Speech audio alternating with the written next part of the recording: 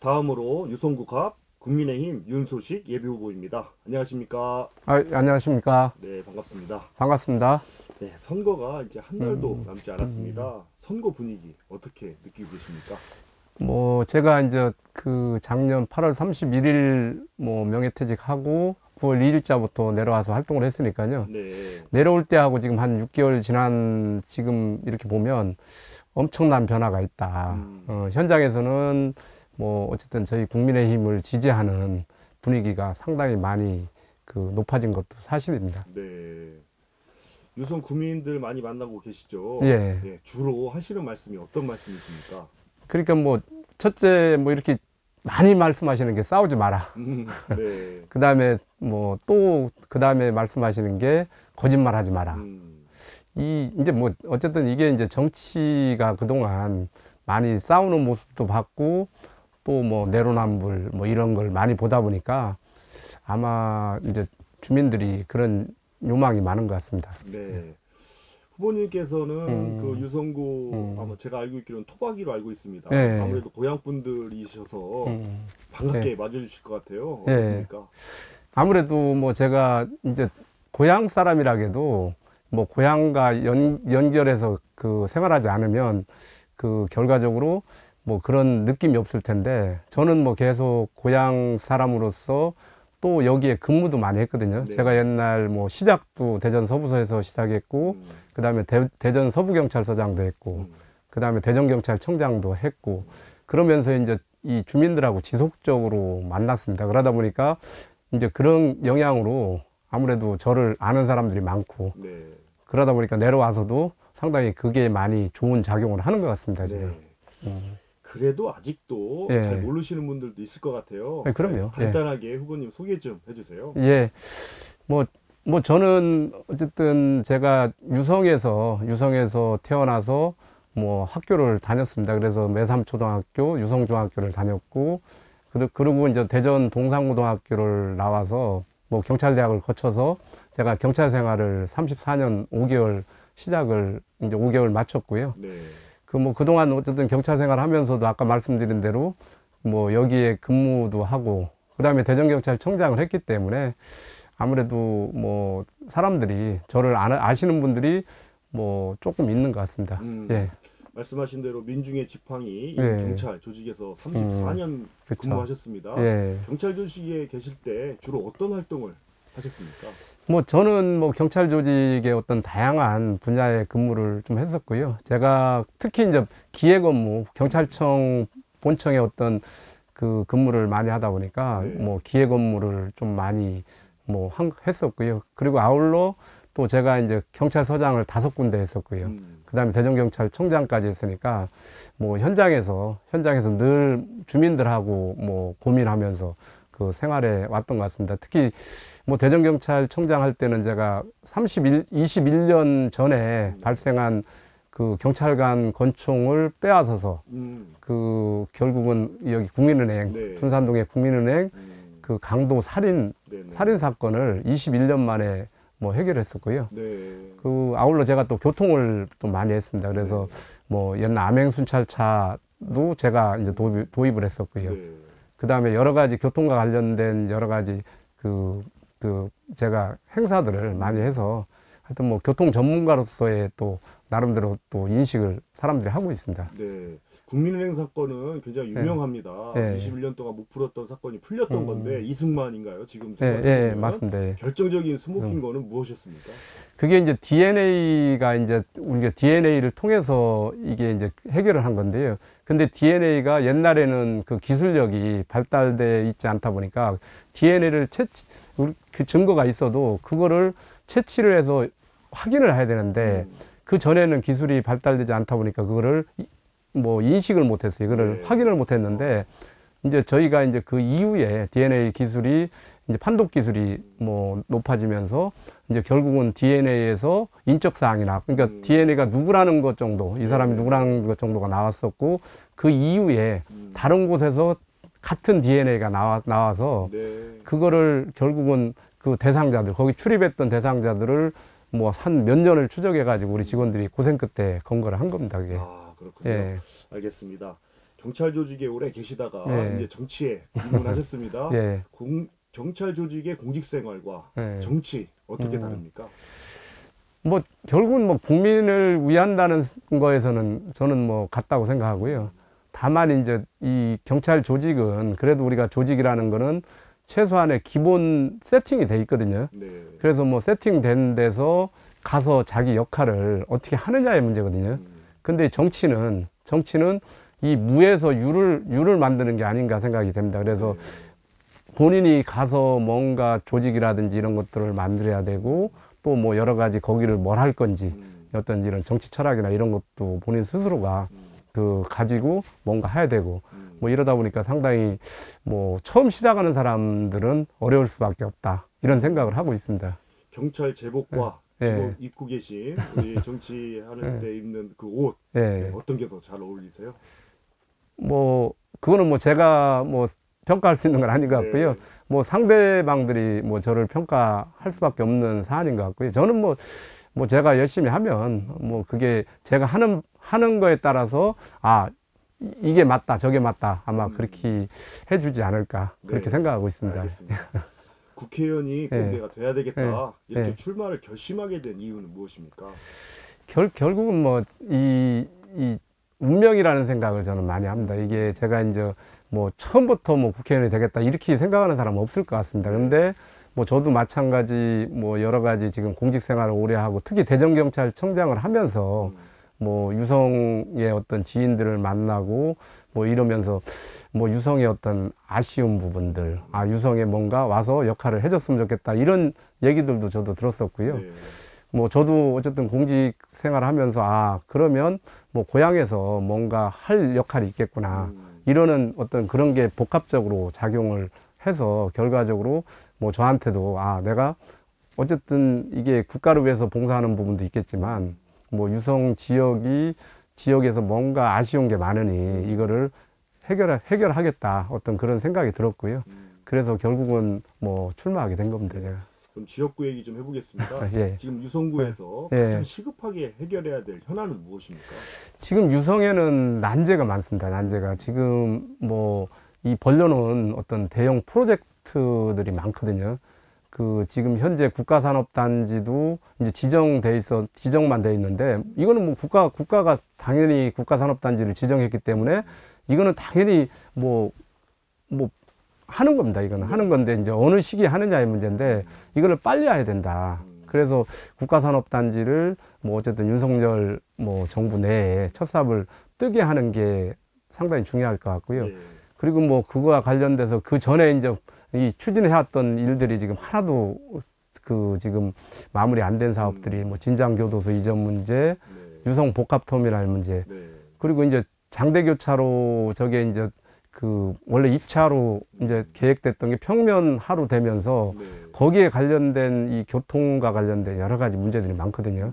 그래서 이런 부분들은 결국은 이게 뭐 어쨌든 우리 국민들을 위해서 해결해야 될 부분인 것 같고요. 그래서 그런 어려운 난제들을 좀 해결을 좀 빨리 해야 되겠다.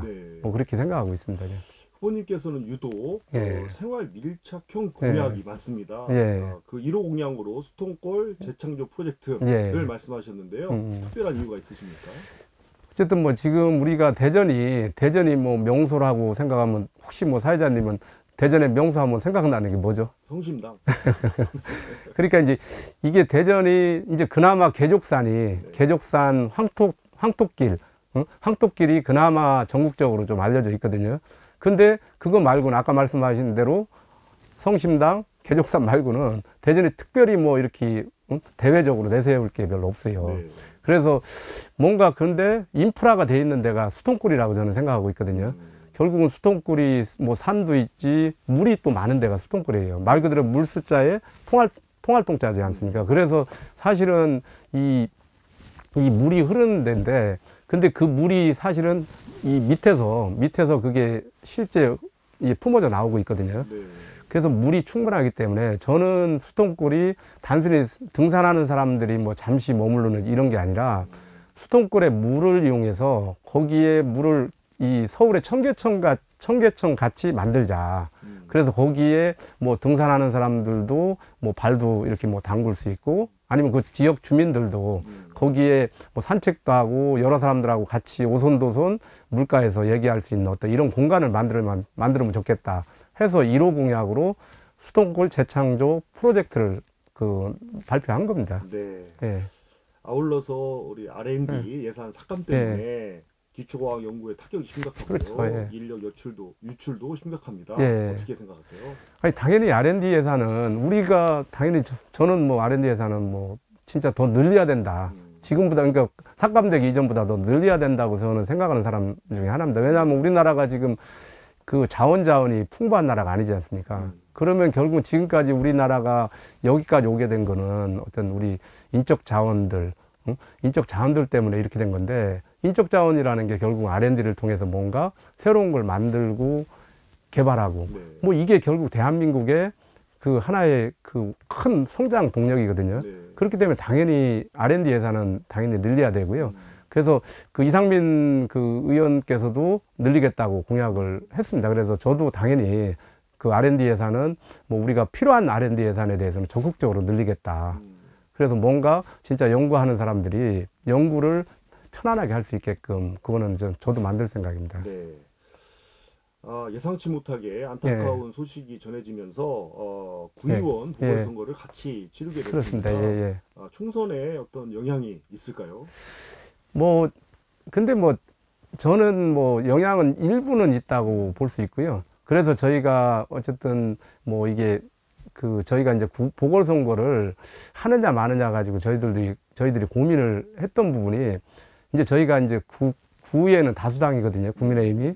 근데 저희가 안 한다고 하면 이거 안 할 수가 있습니다. 근데 이제 요번에 보궐선거를 안 하게 되면 남은 임기 동안 비워둬야 됩니다. 그래서 고 윤정희 의원님에 대해서는 저도 뭐 되게 안타깝고, 저랑도 뭐 여러 가지 같이 다녔기 때문에 제가 제일 마음이 아프거든요.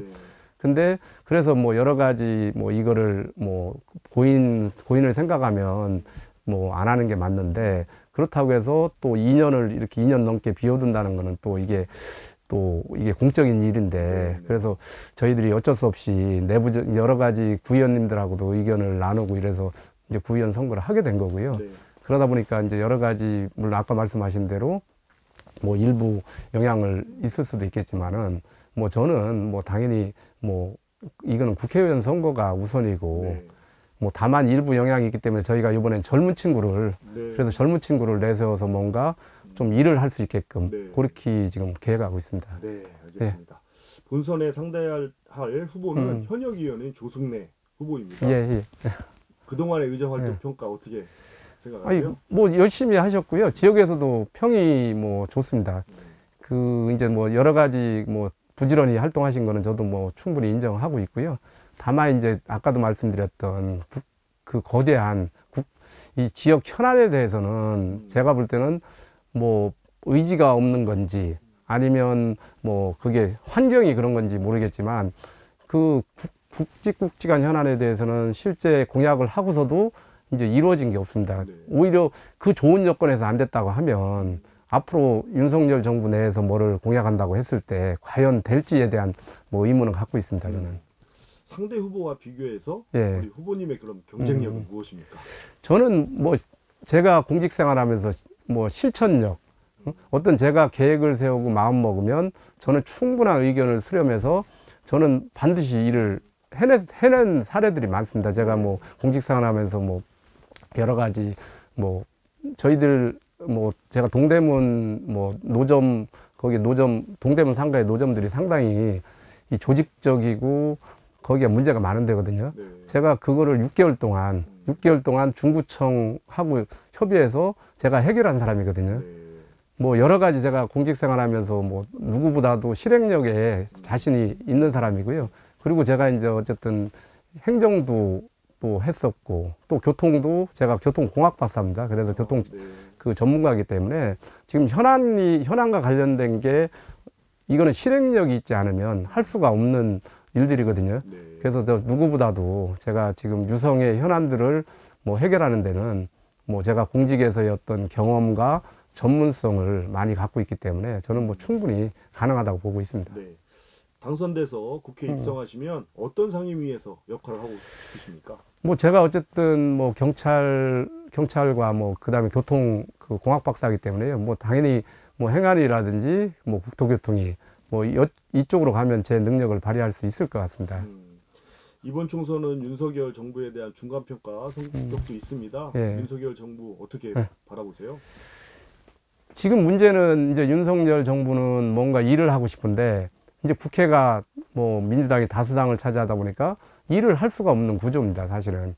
그래서 어떻게 보면 일을 그러니까 대통령도 국민에 의해서 뽑힌 사람이잖아요. 그러면 충분히 일할 수 있게끔 해주고 나서 평가를 해야 되는데 지금은 일 자체를 못하게 해놓고 평가를 한다는 것 자체는 좀 문제가 있습니다. 그래서 제가 볼 때는 남은 3년은 뭔가 일을 시키고 그거에 대해서 뭐 잘했다, 잘못했다. 이 평가하는 게 맞다고 생각하고 있습니다, 저는. 네. 시간이 이렇게 빨리 갈 줄 몰랐습니다. 끝으로 예. 총선에 임하는 각오 한 말씀 남겨주세요. 예, 어쨌든 이번 총선은 그 상당히 중요한 의미를 담고 있습니다. 여러 가지 지금 뭐 민주당에서 뭐 진보당 사람들을 많이 지금 위성정당에 넣고 이러는데 이거는 뭐 그 종북주의자라는 건 누구도 다 알고 있습니다. 그래서 이번에는 나라를 바로 세울 수 있는 나라를 바로 세워야 된다. 그리고 뭐 어쨌든 유성의 현안들이 많지 않습니까? 그래서 유성의 현안을 풀려고 하면 결국은 대통령이 국민의힘이고 또 시장이 국민의힘 힘이거든요. 그래서 국민의힘에서 국회의원이 돼야 뭔가 그 현안을 풀 수 있다. 그래서 그 풀 수 있는 사람은 뭐 윤소식이라고 생각하고요. 그래서 유성 국민들이 현명하게 선택을 해 주실 것을 부탁드리겠습니다. 네, 알겠습니다. 오늘 말씀은 여기까지 듣겠습니다. 감사합니다. 아유, 감사합니다. 지금까지 유성국합 국민의힘 윤소식 예비후보였습니다.